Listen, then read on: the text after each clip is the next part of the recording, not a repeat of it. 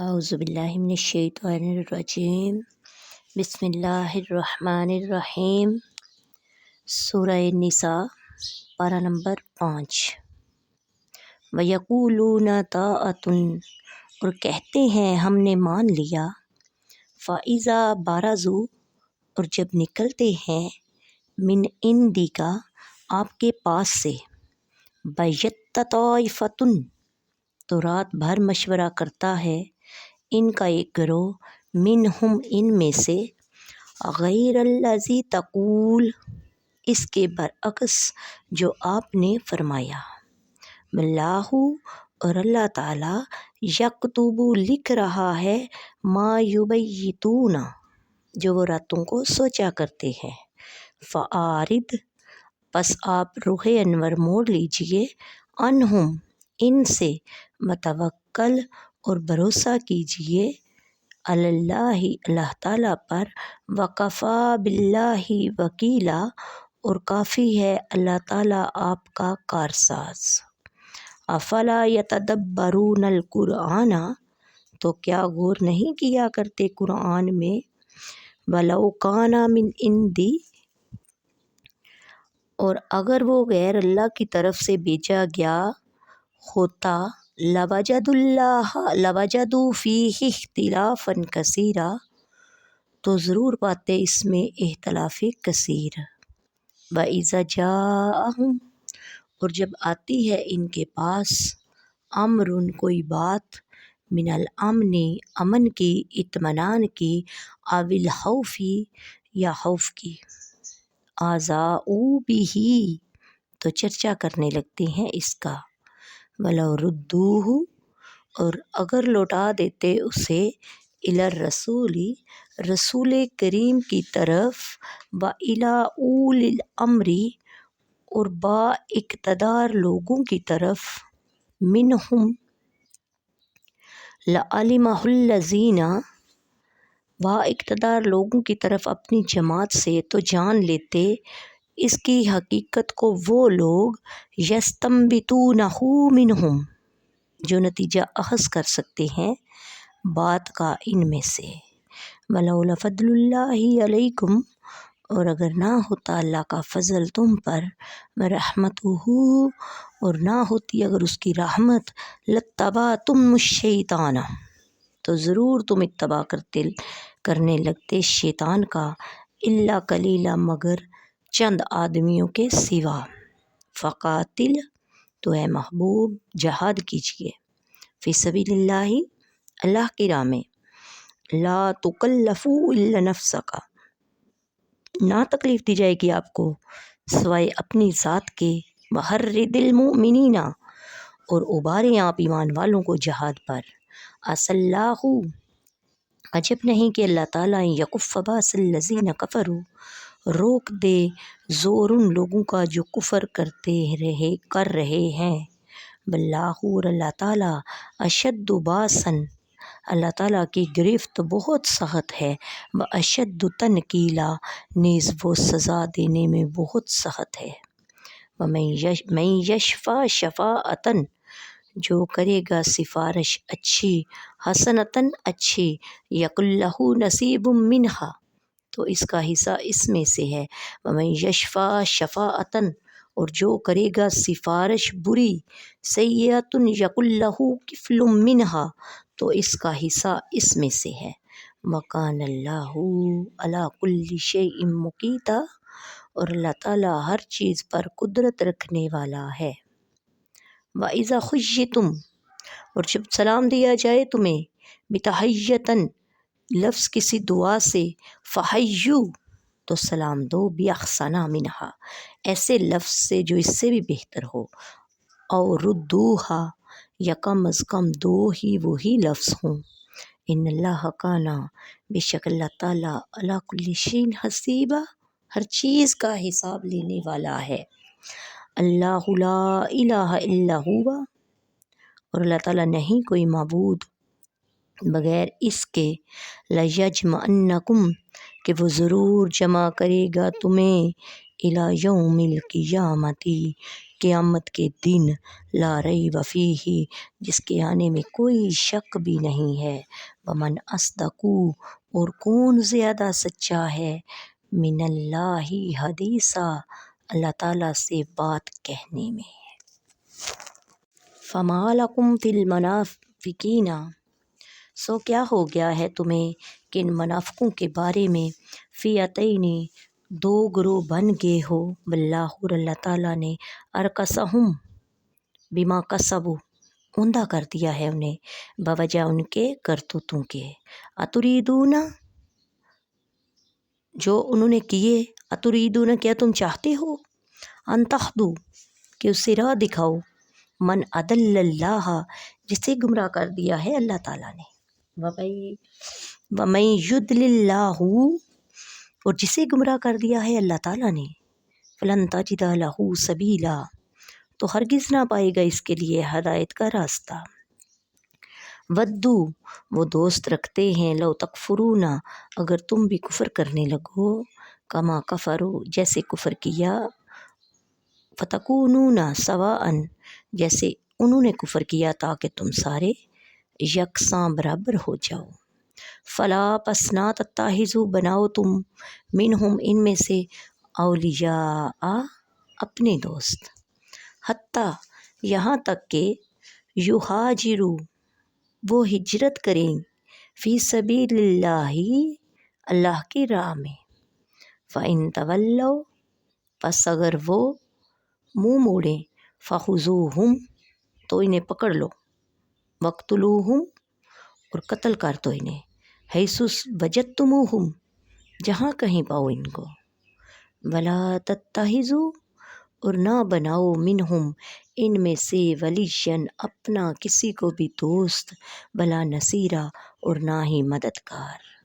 الا الذین یصلون مگر ان کو قتل نہ کرو جو تعلق رکھتے ہیں، الی قوم اس قوم سے، بینکم و بینہم کہ تمہارے درمیان اور ان کے درمیان میثاق معاہدہ ہے، او جاؤکم یا آگے ہوں، حسرت صدورہم تمہارے پاس اس حال میں کہ تنگ ہو چکے ہوں، ان کے سینے، این یقاتلوکم کہ جنگ کریں تم سے، او یقاتلو قومہم یا جنگ کریں اپنی قوم سے، ولو شاء اللہ اور اگر چاہتا اللہ تعالیٰ، لسلطہم تو مسلط کر دیتا انہیں، علیکم تم پر،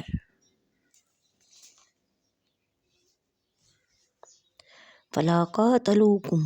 تو وہ ضرور لڑتے تم سے، فإن اعتزلوکم پھر اگر وہ کنارہ کر لیں تم سے، فلم یقاتلوکم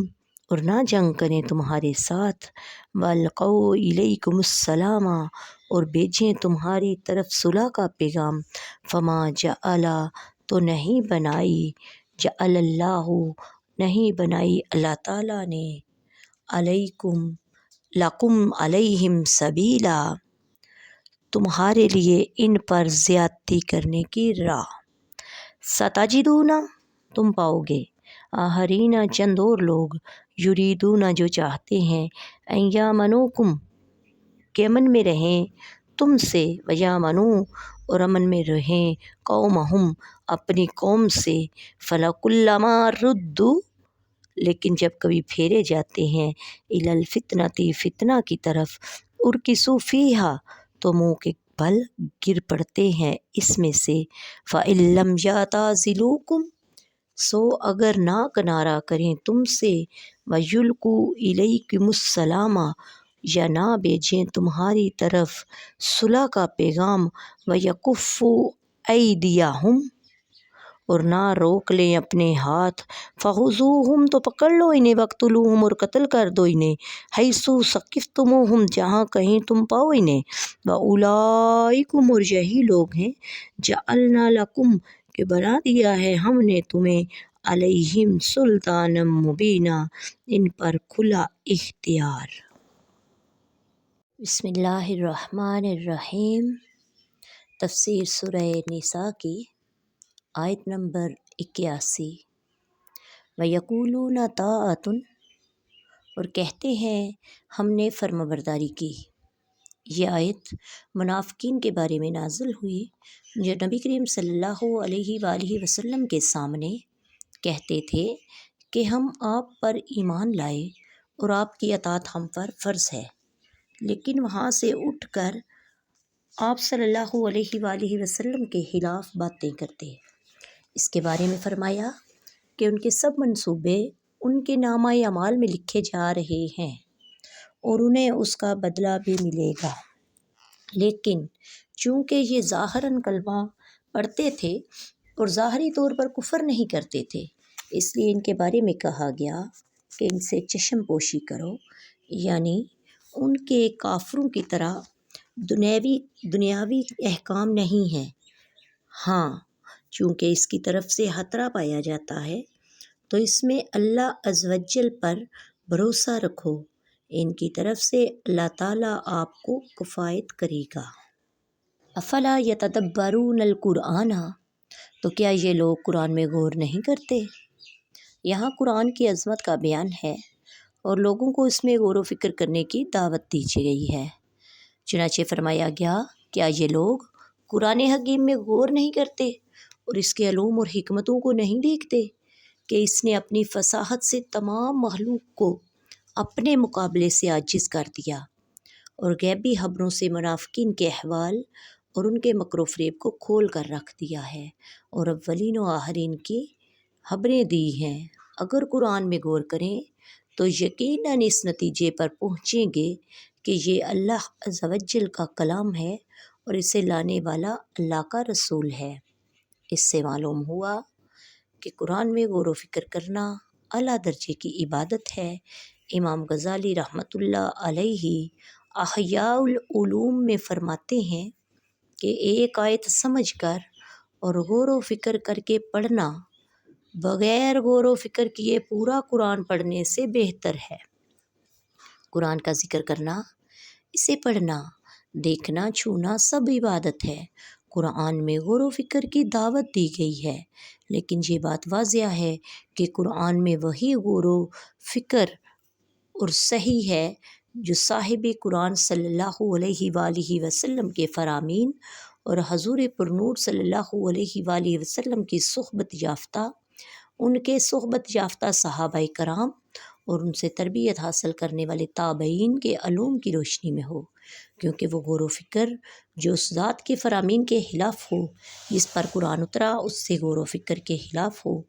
جو وحی کے نزول کا مشاہدہ کرنے والے بزرگوں کے غور و فکر کے خلاف ہو اور یقیناً معتبر نہیں ہو سکتا۔ اس لیے دور جدید کے ان نت نئے محققین سے بچنا ضروری ہے جو 1400 سال کے علماء، فقہا، محدثین و مفسرین اور ساری امت کے فہم کو غلط قرار دے کر قولاً یا عملاً یہ کہتے نظر آئے ہیں کہ قرآن اگر سمجھا ہے تو ہم نے ہی سمجھا ہے، پچھلی ساری امت جاہل ہی گزری ہے۔ یہ لوگ یقیناً گمراہ ہو گئے ہیں۔ وَإِذَا جَاءَهُمْ أَمْرٌ مِّنَ الْأَمْنِ أَوِ الْخَوْفِ، اور جب امن یا خوف کی کوئی بات ان کے پاس آتی ہے، یہاں اگرچہ ایک خاص سیاق و سباق میں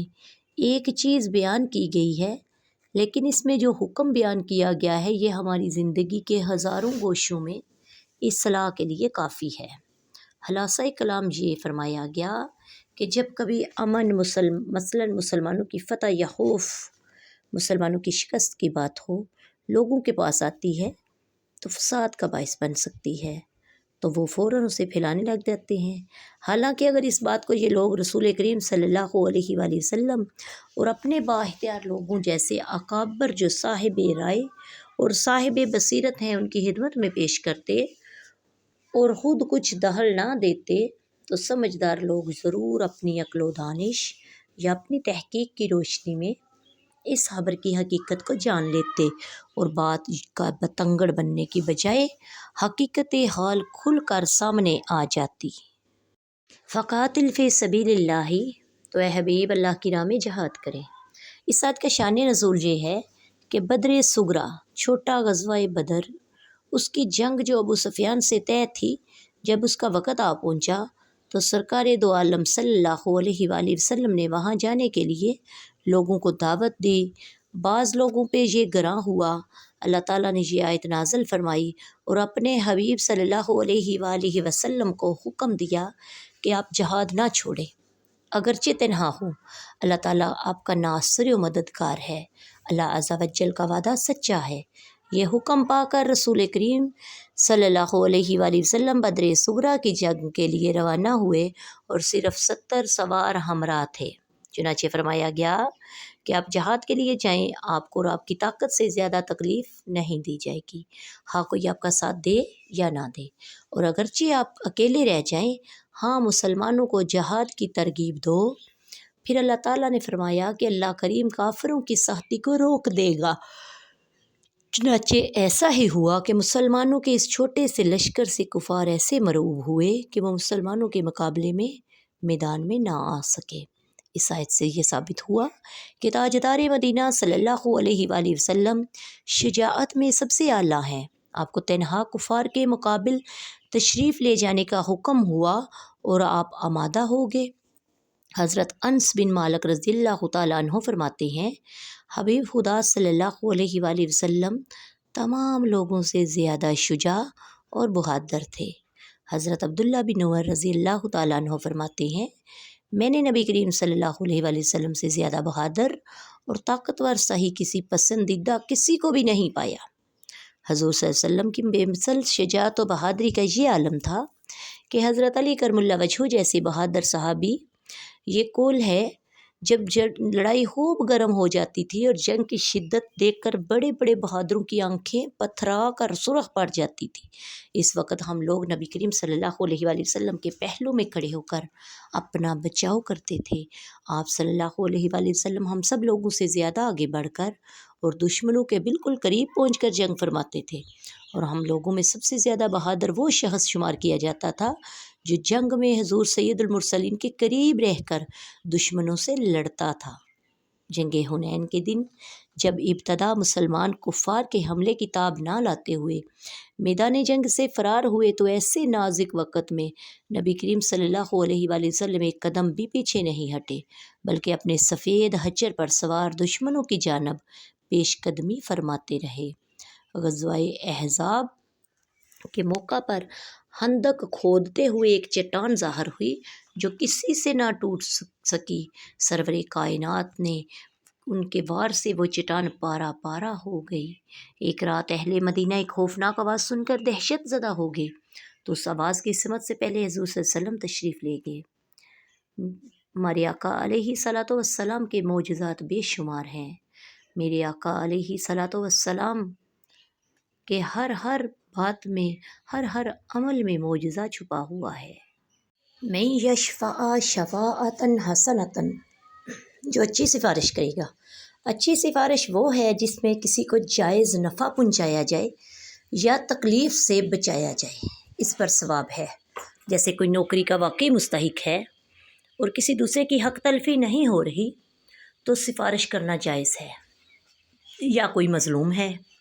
اور پولیس سے انصاف دلوانے میں مدد کے لیے سفارش کی جائے۔ بری سفارش وہ ہے جس میں غلط سفارش کی جائے، ظالم کو غلط طریقے سے بچایا جائے یا کسی کے حق تلفی کی جائے، جیسے کسی غیر مستحق کو نوکری دلانے کے لیے سفارش کی جائے یا کسی کو شراب یا سینما کے لائسنس دلوانے کے لیے سفارش کی جائے۔ یہ تمام باتیں حرام ہیں۔ وَإِذَا حُيِّيتُم بِتَحِيَّةٍ، اور جب تمہیں کسی لفظ سے سلام کیا جائے۔ سلام سے پہلے عرب کی عادت یہ تھی کہ جب وہ ایک دوسرے سے ملتے تو کہتے حیاک اللہ، یعنی اللہ تعالیٰ تجھے زندہ رکھے، اور جب دین اسلام آیا تو اس میں اس کلمے کو سلام سے تبدیل کر دیا گیا، اور یہ کلمہ حیاک اللہ کے مقابلے میں زیادہ کامل ہے، کیونکہ جو شخص سلامت ہوگا وہ لازمی طور پر زندہ ہوگا، اور صرف زندہ شخص سلامت نہیں ہو سکتا، کیونکہ اس کی زندگی کی مصیبت و آفات سے ملی ہوئی ہے۔ اس آیت میں سلام کے بارے میں بیان ہوا۔ سلام کرنا سنت ہے اور سلام کا جواب دینا فرض، اور جواب میں افضل یہ ہے کہ سلام کرنے والے شخص کے سلام پر کچھ بڑھائے، مثلا پہلا شخص السلام علیکم کہے تو دوسرا شخص وعلیکم السلام ورحمۃ اللہ کہے، اور اگر پہلے رحمۃ اللہ بھی کہہ دیا تو یہ وبرکاتہ اور بڑھائے، اس سے زیادہ سلام و جواب میں کوئی کمی یا اضافہ نہ کرے۔ کافر، گمراہ، فاسق اور استنجا کرتے ہوئے مسلمانوں کو سلام نہ کرے۔ یوں ہی جو شخص خطبہ، تلاوت قرآن مجید، مذاکرہ علم اذان اور تکبیر میں مشغول ہو، اس حال میں بھی اس کو سلام نہ کیا جائے، اور اگر کوئی سلام کر دے تو اس پر سلام کا جواب دینا لازم نہیں ہے۔ جو شخص شطرنج، چوسر، تاش، کوئی ناجائز کھیل کھیل رہا ہو یا گانے بجانے میں مشغول ہو، بہانہ یا غسل خانہ میں ہو، برہنہ ہو، اس کو سلام نہ کیا جائے۔ آدمی جب اپنے گھر میں ہو تو بیوی کو سلام کرے۔ بعض جگہ پر یہ بڑی غلط رسم ہے کہ میاں بیوی کے اتنے گہرے تعلقات ہوتے ہوئے بھی ایک دوسرے کو سلام کرنے سے محروم رہتے ہیں، کیونکہ حالانکہ سلام جس کو کیا جاتا ہے اس کے لیے سلامتی کی دعا ہے۔ بہتر سواری والا کمتر سواری والے کو، اور کمتر سواری والا پیدل چلنے والے کو، اور پیدل چلنے والا بیٹھنے والے کو، چھوٹا بڑے کو اور تھوڑے زیادہ کو سلام کریں۔ سلام سے متعلق بہت زیادہ احادیث میں بھی سلام کا ذکر ہے۔ ومن اصدق من اللہ حدیثا، اور اللہ تعالیٰ سے زیادہ کس کی بات سچی ہے؟ ارشاد فرمایا کہ اللہ عز و جل سے زیادہ کس کی بات سچی، یعنی اس سے زیادہ کوئی سچا نہیں ہے۔ اس لیے اللہ عز و جل کا جھوٹ بولنا ناممکن اور محال ہے، کیونکہ جھوٹ عیب ہے اور اللہ تعالیٰ ہر عیب سے پاک ہے۔ مسلمانوں کا عقیدہ ہے کہ اللہ تعالیٰ کے کسی کلام میں جھوٹ کا ممکن ہونا ذاتی طور پر محال ہے، اور اللہ تعالیٰ کی تمام صفات مکمل طور پر صفات کمال ہے۔ جس طرح کسی صفت کمال کی اس سے نفی ناممکن ہے، اسی طرح کسی نقص و عیب کی صفت کا ثبوت بھی اللہ تعالیٰ کے لیے محال ہے۔ ومن اصدق من اللہ حدیثا، اور اللہ تعالیٰ سے زیادہ کس کی بات سچی ہے، اس عقیدے کی بہت بڑی دلیل ہے۔ اس آیت میں استفہام انکاری ہے، یعنی خبر، وعدہ، وعید، کسی بات سے کوئی شخص اللہ تعالیٰ سے زیادہ سچا نہیں ہے۔ اس کا جھوٹ تو بذات محال ہے، کیونکہ وہ تو جھوٹ اپنے معنی کی ہی روح سے کبھی ہے کہ جھوٹ واقعہ کے خلاف خبر دینے کا نام ہے۔ علامہ بیضاوی رحمۃ اللہ علیہ فرماتے ہیں، اللہ تعالیٰ اس آیت میں اس سے انکار فرماتا ہے کہ کوئی شخص اللہ تعالیٰ سے زیادہ سچا ہو، کیونکہ اس کی خبر تک تو کسی جھوٹ کو کسی کی راہ ہی نہیں کہ جھوٹ عیب ہے اور عیب اللہ تعالیٰ پر محال ہے۔ نیز اللہ تعالیٰ ارشاد فرماتا ہے فَلَن يُخْلِفَ اللَّهُ عَهْدَهُ، اور اللہ تعالیٰ ہرگز وعدہ خلافی نہیں کرے گا۔ اس آیت کے ماتحت امام فخر الدین رازی فرماتے ہیں کہ اللہ تعالیٰ کا یہ فرمان اس بات پر دلالت کرتا ہے کہ اللہ تعالیٰ اپنے ہر وعدہ اور وعید میں جھوٹ سے پاک ہے۔ ہمارے اصحاب اہل سنت و جماعت اس دلیل سے کذب الہی کو ناممکن جانتے ہیں، کیونکہ جھوٹ صفت نقص ہے اور نقص اللہ تعالیٰ پر محال ہے۔ فَمَا لَكُمْ فِي الْمُنَافِقِينَ فِئَتَيْنِ، تو تمہیں کیا ہوا کہ منافقوں کے بارے میں دو گروہ ہو گئے۔ اس آیت کا شان نزول ہے کہ منافقین کی ایک جماعت کھلم کھلا مرتد ہو کر مشرکین سے جا ملی۔ ان کے بارے میں صحابہ اکرام کے دو گروہ ہو گئے، ایک فرقہ ان کو قتل کرنے پر اصرار کر رہا تھا اور ایک اس کے قتل سے انکار کر رہا تھا، اور فرمایا اے ایمان والو، تمہیں کیا ہو گیا؟ تم منافقوں کے بارے میں دو گروہ بن گئے، حالانکہ اللہ تعالیٰ نے ان کے ارتداد اور مشرکوں کے ساتھ جا ملنے کی وجہ سے ان کے دلوں کو الٹا کر دیا۔ کیا تم یہ نہیں چاہتے ہو کہ جسے اللہ تعالیٰ نے گمراہ کر دیا ہے اسے ہدایت کی راہ دکھا دو؟ یہ محال ہے، کیونکہ جسے اللہ تعالیٰ گمراہ کر دے اس کے لیے ہدایت کا کوئی بھی راستہ پھر نہیں ہے۔ دلو تکفرون کما کفروا، تو یہ چاہتے ہیں کہ کافر جیسے کافر ہوئے، کاش تم بھی ویسے ہی کافر ہو جاؤ۔ اس سے پہلی آیات میں منافقوں کی اپنی سرکشی کا بیان ہے، اس آیت میں کفر و سرکشی کی حد سے بڑھنے کا بیان ہے۔ چنانچہ ارشاد فرمایا اے مسلمانوں، جو منافق ایمان چھوڑ کر کفر و ارتداد کی طرف پلٹ گئے، وہ تو یہ چاہتے ہیں کہ جیسے وہ کافر ہوئے کاش کہ تم بھی ویسے ہی ہو جاؤ، اور پھر تم سب کفر میں ایک جیسے ہو جاؤ۔ جب ان کا یہ حال ہے تو تم کسی کو اس وقت تک اپنا دوست نہ بناؤ جب تک اللہ تعالیٰ کی راہ میں ہجرت نہ کریں اور اس سے ان کے ایمان کا ثبوت نہ مل جائے کہ ان کا ایمان اللہ تعالیٰ اور اس کے حبیب صلی اللہ علیہ وآلہ وسلم کی رضا کے لیے ہے، کسی دنیاوی مقصد کے لیے نہیں ہے۔ پھر اگر وہ ہجرت کرنے سے منہ پھیریں اور کفر پر قائم رہنے کو اختیار کریں تو اے مسلمانوں تم انہیں پکڑو، جہاں پاؤ قتل کر دو۔ اگر وہ تمہاری دوستی کا دعویٰ کریں اور دشمنوں کے خلاف تمہاری مدد کے لیے تیار ہوں تو ان کی مدد نہ قبول کرو، کیونکہ یہ بھی دشمن ہیں۔ اِلَّا الَّذِينَ يَصِلُونَ إِلَىٰ قَوْمٍ، مگر جو ایسی قوم سے تعلق رکھتے ہوں۔ گزشتہ آیت میں قتل کا حکم دیا گیا تھا، اب فرمایا جا رہا ہے کچھ لوگوں میں اس حکم سے خارج ہیں۔ وہ لوگ یہ ہیں، وہ لوگ جن کا ایسی قوم سے تعلق ہو جس سے تمہارا امن کا معاہدہ ہو چکا ہو، وہ لوگ جو تم سے لڑائی نہ کریں، وہ لوگ جو تمہارے ساتھ مل کر اپنی قوم سے لڑیں، ان سب لوگوں کو قتل کرنے کی اجازت نہیں۔ پھر اللہ تعالیٰ اپنا مزید احسان بیان فرمایا کہ اگر اللہ تعالیٰ چاہتا تو ضرور انہیں تم پر مسلط کر دیتا، وہ بے شک تم سے لڑتے، تم پر غالب بھی آ جاتے، لیکن اللہ تعالیٰ نے ان کے دلوں میں رعب ڈال دیا، مسلمانوں کو ان کے شر سے محفوظ رکھا۔ فَإِنِ اعْتَزَلُوكُمْ، پھر اگر وہ تم سے دور ہو جائیں، سَتَجِدُونَ آخَرِینَ، یہاں فرمایا کہ اگر کفار تم سے دور تم کچھ دوسرے نہ لڑیں، تم کچھ بلکہ صلح کا پیغام بھیجے تو اس صورت میں تمہیں اجازت نہیں نزول ہے کہ مدینہ طیبہ میں اسد و غطفان دو قبیلوں کے لوگ ریاکاری کے طور پر کلمہ پڑھتے اور اپنے آپ کو مسلمان ظاہر کرتے، اور جب ان میں سے کوئی اپنی قوم سے ملتا تو وہ لوگ ان سے کہتے کہ تم کس چیز پر ایمان لائے، تو یہ کہتے کہ بندروں، بچھوں وغیرہ پر۔ اسلام کا مذاق اڑاتے تھے۔ اس انداز سے ان کا مطلب یہ تھا کہ دونوں طرف تعلقات رکھیں اور کسی جانب سے انہیں نقصان نہ پہنچے۔ یہ لوگ منافقین تھے، ان کے بارے میں آیت نازل ہوئی اور ان کے متعلق یہ فرمایا یہ لوگ تم سے بھی امن چاہتے ہیں اور اپنی قوم سے بھی، لیکن حقیقت میں تمہارے ساتھ نہیں ہیں، کیونکہ جب انہیں کسی فتنے مثلاً شرک، مسلمانوں سے جنگ کی طرف بلایا جاتا ہے تو یہ مسلمانوں کے کسی فتنے مثلاً شرک یا مسلمانوں سے جنگ کی طرف بلایا جاتا ہے تو یہ مسلمانوں کے دشمنوں ہی کے ساتھ ہوتے ہیں۔ مزید ان کے متعلق فرمایا کہ اگر یہ لوگ تمہارے ساتھ جنگ کرنے سے باز آ کر ایک طرف نہ ہو جائیں، تمہارے ساتھ صلح نہ کریں، تو ان کے کفر اور غداری اور مسلمانوں کو نقصان پہنچانے کے سبب ہم نے تمہیں ان کے قتل کرنے کا کھلا اختیار دے دیا ہے۔ فَمَا لَكُمْ فِي الْمُنَافِقِينَ فِئَتَيْنِ، تو تمہیں کیا ہوا کہ منافقوں کے بارے میں دو گروہ ہو گئے۔ اس آیت کا شان نزول ہے کہ منافقین کی ایک جماعت کھلم کھلا مرتد ہو کر مشرکین سے جا ملی۔ ان کے بارے میں صحابہ اکرام کے دو گروہ ہو گئے، ایک فرقہ ان کو قتل کرنے پر اصرار کر رہا تھا اور ایک اس کے قتل سے انکار کر رہا تھا، اور فرمایا اے ایمان والو تمہیں کیا ہو گیا، تم منافقوں کے بارے میں دو گروہ بن گئے، حالانکہ اللہ تعالیٰ نے ان کے ارتداد اور مشرکوں کے ساتھ جا ملنے کی وجہ سے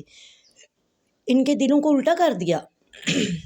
کیا تم یہ نہیں چاہتے ہو کہ جسے اللہ تعالیٰ نے گمراہ کر دیا ہے اسے ہدایت کی راہ دکھا دو؟ یہ محال ہے، کیونکہ جسے اللہ تعالیٰ گمراہ کر دے اس کے لیے ہدایت کا کوئی بھی راستہ پھر نہیں ہے۔ وَمَا كَانَ لِمُؤْمِنٍ أَن يَقْتُلَ مُؤْمِنًا، اور کسی مسلمان کے لیے دوسرے مسلمان کا قتل کرنا جائز نہیں ہے۔ یہ آیت مبارک عیاش بن ربیعہ مخزومی کے بارے میں نازل ہوئی۔ ان کا واقعہ یوں ہے کہ وہ ہجرت سے پہلے مکہ مکرمہ میں مسلمان ہو گئے اور گھر والوں کے خوف سے مدینہ طیبہ جا کر پناہ گزیں ہو گئے۔ ان کی ماں کو بہت بے قراری ہوئی، اس نے حارث اور ابو جہل اپنے دونوں بیٹوں سے جو عیاش کے سوتیلے بھائی تھے یہ کہا کہ خدا کی قسم نہ میں سایہ میں بیٹھوں گی، نہ کھانا چکھوں گی، نہ پانی پیوں گی جب تک تم میرے عیاش کو میرے پاس نہ لے آؤ۔ وہ دونوں حارث بن زید کو ساتھ لے کر تلاش کے لیے نکلے اور مدینہ طیبہ پہنچ کر عیاش کو پا لیا۔ ان کو ماں کے جزا و فضا کرنے، بے قراری، کھانا پینا چھوڑ دینے کی خبر سنائی اور اللہ کے نام پر یہ عہد کیا کہ ہم دین کے متعلق تجھ سے کچھ نہ کہیں گے، بس تم مکہ مکرمہ چلو۔ اس طرح وہ عیاش کو مدینہ سے نکال کر اور مدینہ سے باہر آ کر اس کو باندھا اور ہر ایک نے 100 کوڑے مارے، پھر ماں کے پاس لائے تو ماں نے کہا میں تیری مشقیں نہ کھولوں گی جب تک تو اپنا دین ترک نہ کرے گا۔ پھر عیاش کو دھوپ میں بندھا، بند کر ڈال دیا۔ ان دونوں مصیبتوں میں مبتلا ہو کر عیاش نے ان کا کہا مان لیا اور اپنا دین ترک کر دیا۔ اس پر حارث بن زید نے عیاش کو ملامت کی اور کہا تو اسلام پر تھا، اگر یہ حق تھا تو نے حق کو چھوڑ دیا، اور اگر باطل تھا تو باطل دین پر رہا۔ یہ بات عیاش کو بڑی ناگوار گزری اور عیاش نے حارث سے کہا کہ میں تجھے اکیلا پاؤں گا تو خدا کی قسم تمہیں ضرور قتل کر دوں گا۔ اس کے بعد عیاش اسلام لے آئے اور انہوں نے مدینہ طیبہ ہجرت کر لی۔ اس کے بعد حارث بھی اسلام لے آئے، وہ بھی ہجرت کر کے رسول کریم کی خدمت میں حاضر ہو گئے۔ لیکن اس روز عیاش موجود نہ تھے اور نہ ہی انہیں حارث کے اسلام کی اطلاع ہوئی۔ قباء شریف کے قریب عیاش نے حارث کو دیکھ لیا اور قتل کر دیا۔ تو لوگوں نے کہا اے عیاش تم نے بہت برا کیا ہے، حارث اسلام لا چکے تھے۔ اس پر عیاش کو بہت افسوس ہوا۔ انہوں نے رحمت دو عالم صلی اللہ علیہ وآلہ وسلم کی خدمت اقدس میں حاضر ہو کر واقعہ عرض کیا اور کہا مجھے قتل کرتے وقت تک اس کے اسلام کی خبر نہ ہوئی تھی۔ اس پر پھر یہ آیت کریمہ نازل ہوئی۔ آیت میں قتل کی صورتوں کا بیان ہے کہ مسلمان کا کسی دوسرے مسلمان کو ناحق قتل کرنا حرام ہے۔ یہ کہ مسلمان کسی دوسرے مسلمان کو غلطی سے قتل کر دے، جیسے شکار کو مارا ہو، مثلاً گولی مسلمان کو لگ جائے تو یہ بھی حربی سمجھ کر، لیکن قتل کے بعد معلوم ہوا کہ مقتول مسلمان تھا، اس پر ایک غلام یا لونڈی کو آزاد کرنا لازم ہے۔ وما علینا الا البلاغ المبین۔ السلام علیکم ورحمۃ اللہ وبرکاتہ۔